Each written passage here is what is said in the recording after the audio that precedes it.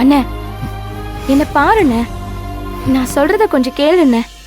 நம்ம 3 பேர் இருந்தப்போ நம்ம எவ்வளவு சந்தோஷமா இருந்தோம். ஆனா இப்ப அண்ணியோட அம்மாக்கு மட்டும்தான் அவங்க பொண்ணு மேல பாசம் இருக்குமா? எங்களுக்கு உன் மேல பாசம் இல்லையா என்ன? எனக்கு நீ தானே அம்மா, ஃப்ரெண்டு எல்லாமே. நமக்கு யாருமே வேண்டாண்ணே. அமதா, எதையா வளரிட்டு இருக்காத, நீ போய் தூங்கு போ. அண்ணே நான் ஒன்னும் வளரலண்ணே. நீ சாப்பிடலன்னு சொல்லிட்ட, அப்பாவும் உன்னை டிஸ்டர்ப் பண்ண வேண்டான்னு சொல்லிட்டாரு. எனக்கு தானே மனசு கேட்கல, அதான் நீ என்ன பண்றன்னு பாக்கலான்னு வந்தேன். எவ்வாறு அமதா, எனக்கு ஒன்றும் இல்லை, நீ போய் தூங்கு போ. அண்ணே நீ எதுக்கு போனை பாத்துட்டு இருக்கன்னு தெரியுதுண்ணே. அண்ணி போன் பண்ணுவாங்கன்னு தானே பாத்துட்டு இருக்கீங்க. அண்ணியோட வீட்டுல நடந்ததை வச்சு பாக்குறப்போ அண்ணியோட அம்மா பண்ண தப்புக்கு அண்ணி இந்நேரம் அவங்க அம்மாவை தானே சமாதானப்படுத்திட்டு இருப்பாங்க. உங்களுக்கு போன் பண்ணணும்லாம் யோசிச்சுட்டு இருக்க மாட்டாங்க. அண்ணே பணக்காரங்க எல்லாருமே இப்படிதானே. எவ்வளவு தைரியம் இருந்தா இப்படி நடிச்சிருப்பாங்க. அண்ணியும் கூட. அமதா, நீ ரூமுக்கு போய் தூங்கு போ, டைம் ஆச்சு. நேரம் எனக்கு மட்டும் ஆகலண்ணே, உனக்கும் தான். நீ இங்க நிம்மதி இல்லாம இருக்கும்போது எனக்கு எப்படி தூக்கம் வரும்? நான் நார்மலா தான் இருக்கேன், நீ ரூமுக்கு போ.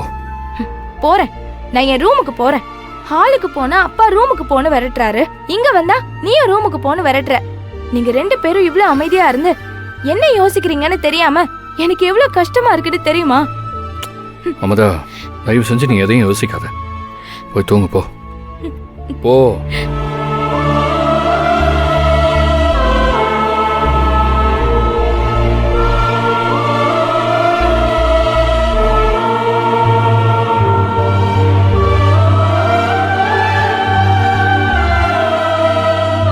கபிலனுக்கு ஃபோன் பண்ணலாமா?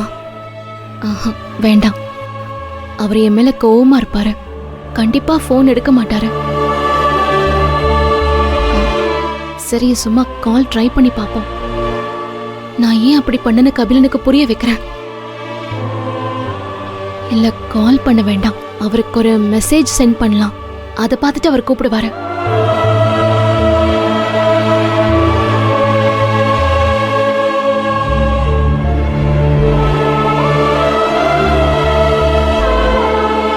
நான் என்ன பண்றது? என்ன அவர் தப்பா நினைச்சிட்டு இருக்கும் போது நான் தப்பு பண்ணலன்னு சொல்றது அவரை இன்னும் கோவப்படுத்தும். கண்டிப்பா கபிலன் என்ன புரிஞ்சுக்கிட்டு வருவாரு. என் புனிதா தப்பு பண்ண மாட்டான்னு அவர் புரிஞ்சுப்பாரு. அவரே எனக்கு ஃபோன் பண்ணுவாரு. இப்பவே உங்களுக்கு ஃபோன் பண்ணி ஏன் இப்படி பண்ணீங்க, நீங்க என்ன இவ்வளவுதான் புரிஞ்சுக்கிட்டீங்களான்னு கேட்க தோணுது. நீங்க என்ன புரிஞ்சுக்காதனாலதான் இப்படி ஒரு பொய்யை உங்களால மறைக்க முடிஞ்சது. எனக்கு தெரியும் புனிதா, உங்க தப்ப உணர்ந்து நீங்களே எனக்கு கால் பண்ணுவீங்க.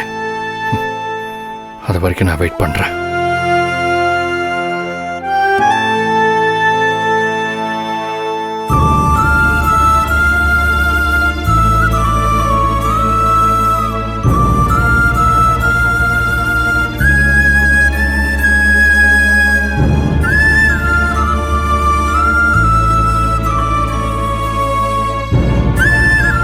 உங்க பிறந்த நாளை எப்படி கொண்டாடணும்னு நினைச்சேன், கடைசியில இப்படி ஆக்கிட்டீங்களே புனிதா.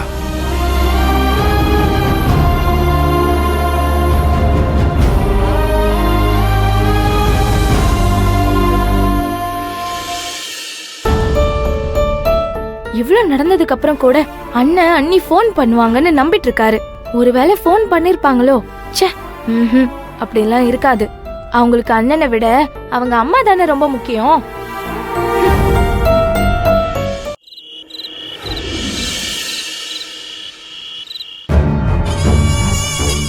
வீடே இப்பதான் அமைதியா இருக்கு.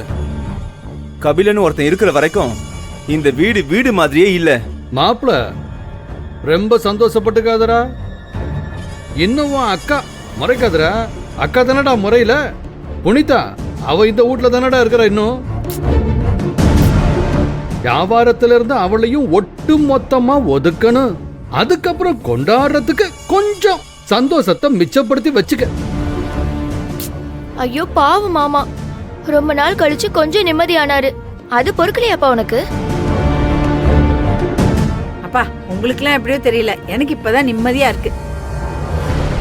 உங்க தங்கச்சி இருக்காங்களே, காலையில எந்திரிச்சா போதும், மாப்பிள்ளைக்கு டீயை போடு, மாப்பிள்ளைக்கு இட்லியை வை, தேங்காய் சட்னியை வை, மட்டன் குழம்ப வை, நைட்டான சப்பாத்தியை போடு, குருமா பண்ணு அப்படின்னு அப்பப்பா எப்ப பார்த்தாலும் வேலை சொல்லிக்கிட்டு இருந்தாங்க.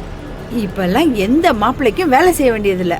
அப்பா நல்லா பெருமூச்சு விட்டுக்கோ மணிமேகலை, நல்லா சந்தோஷப்பட்டுக்கோ. ஏன்னா நாளைக்கு திருப்பி இந்த நிலைமை வராது. அத்தை, நீங்க இப்படி அபசகுணமா பேசாதீங்க அத்தை. ஆமா பேசுறாங்க.